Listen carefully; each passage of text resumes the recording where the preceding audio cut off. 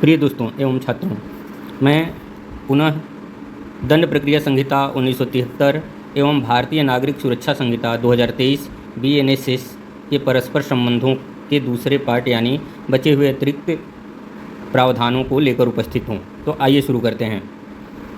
दंड प्रक्रिया संहिता के अध्याय 14 की धारा 190 से 199 तक में जो प्रावधान वर्णित थे वो भारतीय नागरिक सुरक्षा संहिता 2023 की धारा 210 से 222 तक में दिए गए हैं। दंड प्रक्रिया संहिता के अध्याय 15 जिसमें कि मजिस्ट्रेट को परिवाद देने के संबंध में प्रावधान दिया गया था तथा जो धारा 200 से 203 तक में दिया गया था, अब भारतीय नागरिक सुरक्षा संहिता की धारा 223 से 226 तक में शामिल किया गया है। भारतीय नागरिक सुरक्षा संहिता की धारा 223 में एक परंतु जोड़कर यह प्रावधान किया गया है कि मजिस्ट्रेट किसी परिवाद पर संज्ञान लेने से पहले उस व्यक्ति को सुनवाई का मौका देगा जिसके विरुद्ध शिकायत की गई है।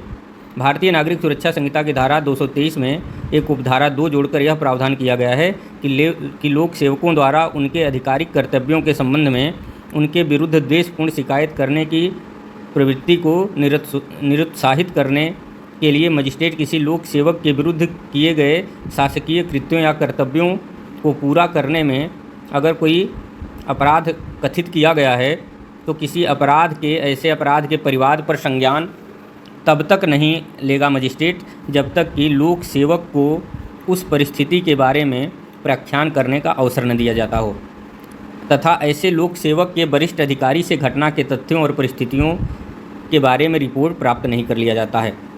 दंड प्रक्रिया संहिता के अध्याय 16 की धारा 204 से 210 तक के प्रावधान भारतीय नागरिक सुरक्षा संहिता की धारा 227 से धारा 233 तक में शामिल किया गया है। भारतीय नागरिक सुरक्षा संहिता की धारा 230 जो कि दंड प्रक्रिया संहिता की धारा 207 के समान है, भारतीय नागरिक सुरक्षा संहिता की धारा 230 में यह प्रावधान किया गया है कि आरोपित व्यक्ति तथा पीड़ित व्यक्ति यदि उनके वकील मौजूद हों को दस्तावेजों की प्रतियां 14 दिन के अंदर अंदर उपलब्ध करा दी जाएंगी। यह समय सीमा धारा 207 दंड प्रक्रिया संहिता में 14 दिन की नहीं दी गई थी। धारा 230 भारतीय नागरिक सुरक्षा संहिता में यह प्रावधान किया गया है कि दस्तावेजों की प्रतियां इलेक्ट्रॉनिक माध्यम से भी दी जा सकती हैं, प्रेषित की जा सकती हैं। भारतीय नागरिक सुरक्षा संहिता की धारा 232 में 2 परंतु जोड़े गए हैं जो कि दंड प्रक्रिया संहिता की धारा 209 में नहीं दिए गए थे। इसके अनुसार 90 दिन की समय सीमा जिसे अदालत द्वारा 180 दिन तक बढ़ाया जा सकता है निर्धारित की गई है ताकि सत्र न्यायालय द्वारा सुनवाई योग्य मामले को इस अवधि में मजिस्ट्रेट द्वारा सुपुर्द किया जा सके, यानी कि सेशन न्यायालय को मजिस्ट्रेट द्वारा मामला भेजने के लिए समय दिया गया है। लेकिन जहां कोई आवेदन सेशन न्यायालय द्वारा विचारणीय किसी मामले में अभियुक्त या पीड़ित या किसी व्यक्ति द्वारा प्राधिकृत किए गए किसी व्यक्ति द्वारा मजिस्ट्रेट के समक्ष दाखिल किया गया है तो मामले को सुपुर्द करने के लिए सेशन न्यायालय को भेजा जाएगा। आरोप से संबंधित प्रावधान दंड प्रक्रिया संहिता की धारा 211 से 224 तक में दिया गया था, अब भारतीय नागरिक सुरक्षा संहिता की धारा 234 से 247 तक में दिया गया है। दंड प्रक्रिया संहिता के अध्याय 18 की धारा 225 से 237 तक में सेशन ट्रायल यानी सेशन न्यायालय के समक्ष विचारण से संबंधित प्रावधान था, अब भारतीय नागरिक सुरक्षा संहिता की धारा 248 से 260 तक में इसे दिया गया है।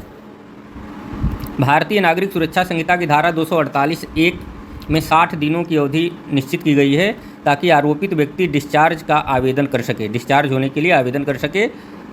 दंड प्रक्रिया संहिता की धारा 227 में ऐसा कोई प्रावधान नहीं दिया गया था। भारतीय नागरिक सुरक्षा संहिता की धारा 254 में 2 नए प्रावधान जोड़े गए हैं जिसमें गवाहियों के ऑडियो वीडियो विजुअल इलेक्ट्रॉनिक माध्यम से रिकॉर्ड करने का प्रावधान किया गया है। लोक सेवकों की गवाहियां ऑडियो विजुअल इलेक्ट्रॉनिक माध्यम से दर्ज की जा सकेंगी, यह भी प्रावधान किया गया है। दंड प्रक्रिया संहिता की धारा 14 अध्याय 14 की धारा 238 से 250 तक में जो प्रावधान दिए गए थे, अब भारतीय नागरिक सुरक्षा संहिता की धारा 261 से 273 तक में प्रावधान दिया गया है। भारतीय नागरिक सुरक्षा संहिता की धारा 262(1) में समय सीमा निर्धारित किया गया है कि आरोपित व्यक्ति अपने डिस्चार्ज के लिए 60 दिन के अंदर आवेदन कर सकता है।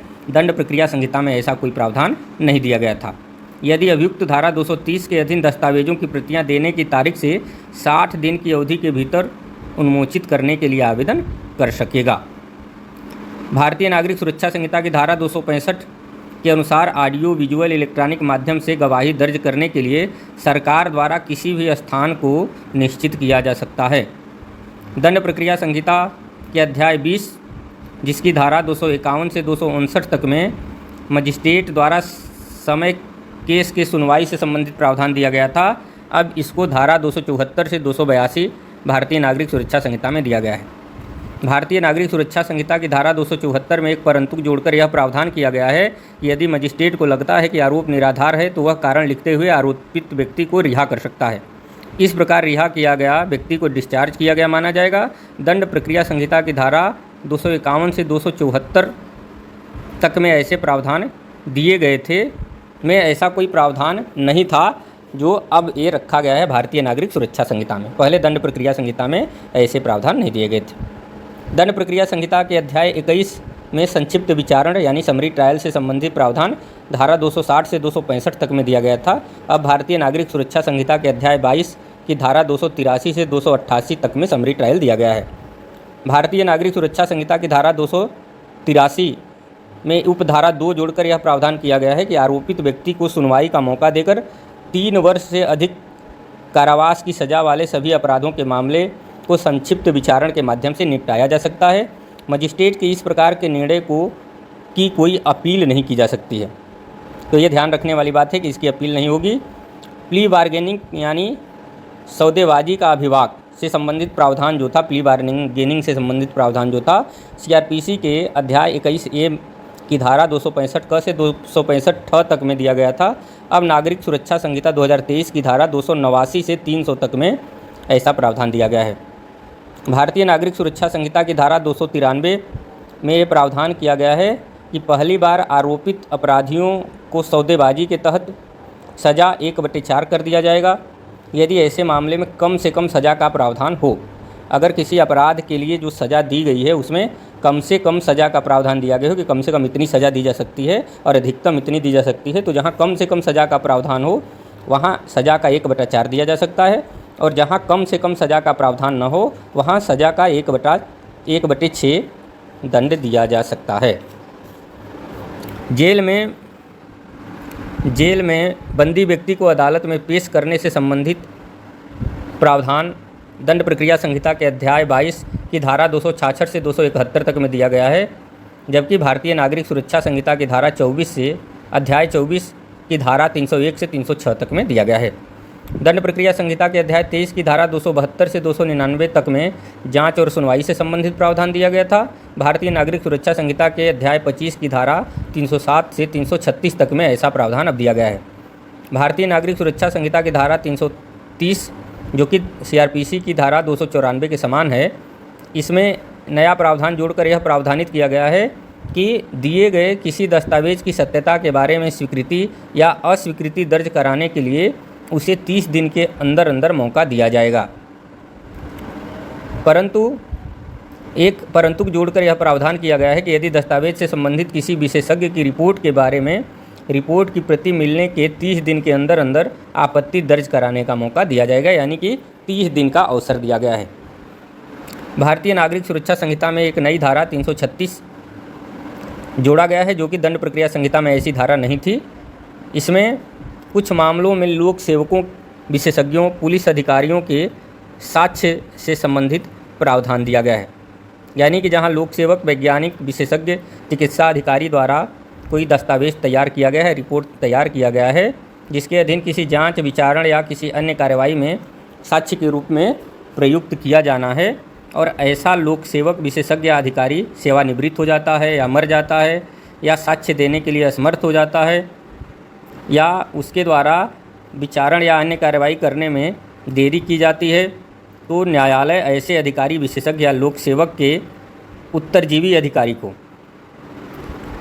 बुला सकेगा, सुनिश्चित कर सकेगा और ऐसे लोक सेवक, वैज्ञानिक, विशेषज्ञ, चिकित्सा अधिकारी को न्यायालय के समक्ष हाजिर होने के लिए तब तक नहीं कहा जाएगा जब तक कि ऐसे लोक सेवक, वैज्ञानिक, विशेषज्ञ या चिकित्सा अधिकारी की रिपोर्ट पर विचारण या अन्य कार्यवाहियों के पक्षकारों में से किसी के द्वारा विवाद नहीं किया गया। अगर कोई विवाद नहीं किया जाता है तो नहीं बुलाया जाएगा।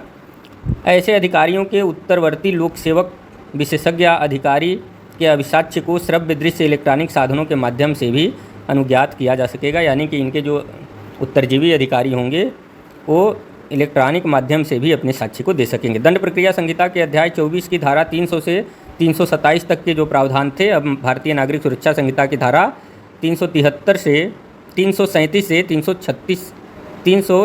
से 337 तक में सम्मिलित किया गया है, यानी 336-337 में दिया गया है।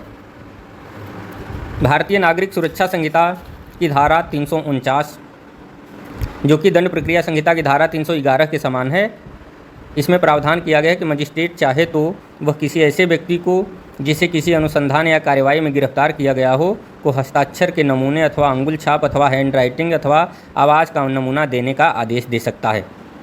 कोई आदेश तब तक नहीं दिया जाएगा जब तक कि उस व्यक्ति को ऐसे अन्वेषण या कार्रवाई के संबंध में किसी समय गिरफ्तार न किया गया हो। अगर उसे कार्रवाई के संबंध में गिरफ्तार नहीं किया गया है तो उसे बाध्य नहीं किया जा सकता है। मजिस्ट्रेट ऐसे कारणों से जो अभिलिखित किए जाएं किसी अन्य व्यक्ति को गिरफ्तार किए बिना ऐसा नमूना या प्रतिदर्श देने के लिए आदेश दे सकता है। लेकिन मजिस्ट्रेट को ऐसा अधिकार है कि जो उस मामले में गिरफ्तार नहीं किया गया है तो भी कारण लिखकर उससे ऐसा ले सकता है, ऐसा नमूना देने का आदेश दे सकता है। भारतीय नागरिक सुरक्षा संहिता में एक नई धारा 356 जोड़ी गई है, जिसके अनुसार उद्घोषित अपराधियों के मुकदमों की सुनवाई और उनकी उपस्थिति में भी की जा सकेगी, यानी कि जिस उद्घोषित अपराधियों के मुकदमे की सुनवाई उनकी उपस्थिति में भी की जा सकेगी, यानी उपस्थित होंगे तब भी की जा सकती है। इस धारा के अधीन किए गए निर्णय के विरुद्ध तब तक अपील नहीं होगी जब तक कि उद्घोषित अपराधी स्वयं को, अगर मान लीजिए कोई उद्घोषित अपराधी है और वो न्यायालय के समक्ष उपस्थित नहीं होता है और मामला चलता रहता है और दंड भी सुना दिया जाता है, तो ऐसे दंड के विरुद्ध अपील उद्घोषित अपराधी तब तक नहीं कर सकता है जब तक कि वो स्वयं अपीलीय न्यायालय के समक्ष उपस्थित नहीं हो जाता है। परंतु दोष सिद्धि के विरुद्ध कोई अपील निर्णय की तारीख से 3 वर्ष के अवसान के पश्चात नहीं होगी। अगर उसे दोष सिद्ध किया जाता है तो 3 साल के अंदर ही उसे अपील करना होगा। भारतीय नागरिक सुरक्षा संहिता 2023 की धारा 360 में एक परंतु जोड़कर यह प्रावधान किया गया है कि बिना अपराध पीड़ित को सुनवाई का मौका दिए कोई भी अदालत किसी मुकदमे को अदालत से वापस नहीं कर सकेगी, यानी कि न्यायालय को सुनवाई का अवसर देना होगा। दंड प्रक्रिया संहिता के अध्याय 25 की धारा 328 से 339 तक में जो प्रावधान शामिल हैं विकृत चित्त व्यक्तियों के संबंध में, इसको भारतीय नागरिक सुरक्षा संहिता के अध्याय 27 की धारा 367 से 378 तक में दिया गया है। दंड प्रक्रिया संहिता में शब्द ल्यूनिटिक शब्द के स्थान पर विकृत चित्त व्यक्ति का प्रयोग भारतीय नागरिक सुरक्षा संहिता में किया गया है, यानी ल्यूनिटिक शब्द को हटाकर विकृत चित्त व्यक्ति शब्द का प्रयोग किया गया है भारतीय नागरिक सुरक्षा संहिता में। दंड प्रक्रिया संहिता के अध्याय 26 के धारा 340 से 352 तक का जो प्रावधान है वह भारतीय नागरिक सुरक्षा संहिता के अध्याय 28 की धारा 379 से 391 तक में दिया गया है। दंड प्रक्रिया संहिता के अध्याय 27 की धारा 353 से 365 तक के जो प्रावधान हैं निर्णय से संबंधित हैं। अब निर्णय से संबंधित प्रावधान भारतीय नागरिक सुरक्षा संहिता के अध्याय 29 की धारा 392 से 406 तक में दिया गया है। भारतीय नागरिक सुरक्षा संहिता की धारा 392(4) में एक परंतु जोड़कर यह प्रावधान किया गया है कि जहां तक संभव हो अदालत निर्णय की प्रति पोर्टल पर निर्णय की तिथि के 7 दिन के अंदर अपलोड कर देगी। ऐसे प्रावधान CRPC में नहीं दिए गए थे, अब इसे अपलोड भी करना होगा 7 दिन के अंदर। दंड प्रक्रिया संहिता की धारा 355 महानगर मजिस्ट्रेट से संबंधित था, इसे भारतीय नागरिक सुरक्षा संहिता में शामिल नहीं किया गया है। भारतीय नागरिक सुरक्षा संहिता की धारा 396(7) में यह प्रावधान किया गया है कि राज्य सरकार द्वारा जो प्रतिकर दिया जाएगा वह पीड़िता को जुर्माने के अंतर्गत दी जाने वाली राशि के अतिरिक्त होगा, यानी राज्य सरकार अलग देगी और जुर्माने से जो दिया जाएगा वो अलग होगा। इसके साथ ही भारतीय नागरिक सुरक्षा संहिता में एक नई धारा 398 जोड़ी गई है, जिसमें यह निर्देश दिया गया है कि राज्य सरकारें अपने अपने अधिकार क्षेत्र में गवाहों की सुरक्षा सुनिश्चित करने के लिए योजना बनाएगी, क्योंकि गवाहों को मार दिया जाता था, अपराधी गवाहों को डरा देते थे, मार देते थे, तो सुरक्षा की जिम्मेदारी राज्य सरकार पर दी गई है। पहले ऐसे प्रावधान नहीं थे। दंड प्रक्रिया संहिता के अध्याय 28 की धारा 366 से 371 तक, जिसमें कि फांसी की सज़ा की संस्तुति करने से संबंधित प्रावधान था, अब भारतीय नागरिक सुरक्षा संहिता के अध्याय 30 की धारा 407 से 412 तक में दिया गया है। अपील से संबंधित प्रावधान जो कि सीआरपीसी की धारा 371 से 394 तक में दिया गया था, अब भारतीय नागरिक सुरक्षा संहिता की धारा 413 से 435 तक में दिया गया है। दंड प्रक्रिया संहिता की धारा 395 से 405 तक के जो प्रावधान थे, निर्देशन और पुनरीक्षण से संबंधित प्रावधान थे, अब इसे भारतीय नागरिक सुरक्षा संहिता की धारा 436 से 455 तक में दिया गया है। धारा 404 दंड प्रक्रिया संहिता, जिसमें कि महानगर मजिस्ट्रेट का जिक्र था, अब इसे भारतीय नागरिक सुरक्षा संहिता में शामिल नहीं किया गया है। दंड प्रक्रिया संहिता की धारा 406 से 412 तक के प्रावधान जो आपराधिक मामलों के तबादले से संबंधित था, अब भारतीय नागरिक सुरक्षा संहिता की धारा 446 से 452 तक में दिया गया है। दंड प्रक्रिया संहिता की धारा 413 से 435 तक के प्रावधान जो कि सज़ा को निलंबित करने से संबंधित था या बदल देने से संबंधित था, अब भारतीय नागरिक सुरक्षा संहिता की धारा 453 से 477 तक में शामिल किया गया है। दया याचिका जो कि राष्ट्रपति और राज्यपाल के समक्ष दी जाती है, उसको एक निश्चित समय के अंदर निपटारा करने का प्रावधान किया गया है और इसे नई धारा 472 में भारतीय नागरिक सुरक्षा संहिता में जोड़ा गया है। ये दंड प्रक्रिया संहिता में ऐसे प्रावधान नहीं दिए गए थे। भारतीय नागरिक सुरक्षा संहिता की धारा 474 जो कि दंड प्रक्रिया संहिता की धारा 433 के समान है, इसे जोड़ा गया है। 433 की जगह भारतीय नागरिक सुरक्षा संहिता की धारा 474 में जोड़ा गया है। धारा 477 भारतीय नागरिक सुरक्षा संहिता जो कि दंड प्रक्रिया संहिता की धारा 435 के समान है। अब केंद्र सरकार की किसी एजेंसी जैसे कि सीबीआई हो गई या कोई केंद्रीय एजेंसी हो गई, जिस पर कि केंद्रीय कानून के द्वारा जो अपना इन्वेस्टिगेशन करती है, अनुसंधानित मामलों में सज़ा को कम करने, निलंबित करने अथवा बदल देने की शक्ति राज्य सरकार केंद्र सरकार की सहमति से ही प्रयोग करेगी। अगर जो सेंट्रल एजेंसी है, सीबीआई टाइप की जो संस्थाएं हैं, अगर उनके द्वारा इन्वेस्टिगेशन किया गया है और सज़ा दी जाती है, तो राज्य सरकार सज़ा को कम नहीं कर सकती है, बदल नहीं सकती है, जब तक केंद्र सरकार की सहमति न हो। दंड प्रक्रिया संहिता के अध्याय 33 में जमानत और बंध पत्र से संबंधित प्रावधान धारा 436 से 450 तक में दिया गया था। अब भारतीय नागरिक सुरक्षा संहिता के अध्याय 35 में की धारा 478 से 496 तक में दिया गया है। भारतीय नागरिक सुरक्षा संहिता की धारा 479 जो कि दंड प्रक्रिया संहिता की धारा 436A के समान है, इसमें प्रावधान है कि जिसमें विचाराधीन कैदी को अधिकतम हिरासत की अवधि से संबंधित प्रावधान है। अब आजीवन कारावास की सज़ा वाले अपराधों में विचाराधीन कैदियों को जमानत नहीं मिल सकेगी, यानी जिनको आजीवन कारावास दिया गया है उनको जमानत नहीं दी जाएगी। ऐसे विचाराधीन कैदियों को भी इस धारा के अंतर्गत जमानत नहीं मिलेगी जो एक से अधिक अपराधों अथवा मुकदमों में संलिप्त हों या विचाराधीन हों। जो एक से अधिक अपराध करते हैं उनको किए हुए हैं, उनको भी अब जमानत नहीं मिलेगी। पहली बार अपराध कर रहे विचाराधीन कैदियों के लिए इस धारा के अंतर्गत छूट दी गई है। ऐसे अपराधियों को 1/3 हिस्सा जेल में काटने के बाद जमानत पर रिहा किया जा सकेगा। यानी पहली बार जो अपराध करेगा उसे कुछ छूट दी गई है। विचाराधीन कैदियों की जमानत की अर्जी अदालत में देने के लिए जेल अधीक्षक को जिम्मेदार बनाया गया है, यानी जेल अधीक्षक ही विचाराधीन कैदियों की जमानत के लिए अर्जी देगा। गिरफ्तारी की आशंका करने वाले व्यक्ति की जमानत मंजूर करने से संबंधित प्रावधान जो धारा 438 दंड प्रक्रिया संहिता में दिया गया था, सीआरपीसी में दिया गया था, एंटीसिपेटरी बेल की बात की गई थी, उसे बदलकर भारतीय नागरिक सुरक्षा संहिता की धारा 482 में दिया गया है। दंड प्रक्रिया संहिता के अध्याय 34 की धारा 451 से 459 तक में संपत्तियों के निपटान से संबंधित प्रावधान था। अब भारतीय नागरिक सुरक्षा संहिता के अध्याय 36 की धारा 497 से 505 तक में ऐसे प्रावधान दिए गए हैं। भारतीय नागरिक सुरक्षा संहिता की धारा 497 में संपत्ति के निपटान से संबंधित अदालत द्वारा अपनाई जाने वाली प्रक्रिया का वर्णन किया गया है। यह दंड प्रक्रिया संहिता में नहीं दिया गया था। जो संपत्तियों के निपटान के संबंध में जो प्रक्रिया है, इसका वर्णन सीआरपीसी में नहीं किया गया था, भारतीय नागरिक सुरक्षा संहिता की धारा 497 में किया गया है। दंड प्रक्रिया संहिता के अध्याय 35 की धारा 460 से 466 तक का प्रावधान भारतीय नागरिक सुरक्षा संहिता की धारा 506 से 512 तक में दिया गया है। संज्ञान लेने की समय सीमा जो सीआरपीसी के अध्याय 36 की धारा 467 से 473 तक में दिया गया था, अब भारतीय नागरिक सुरक्षा संहिता के अध्याय 38 की धारा 513 से 519 तक में दिया गया है। दंड प्रक्रिया संहिता के अध्याय 37 की धारा 474 से 484 तक में प्रकीर्ण प्रावधान दिया गया था।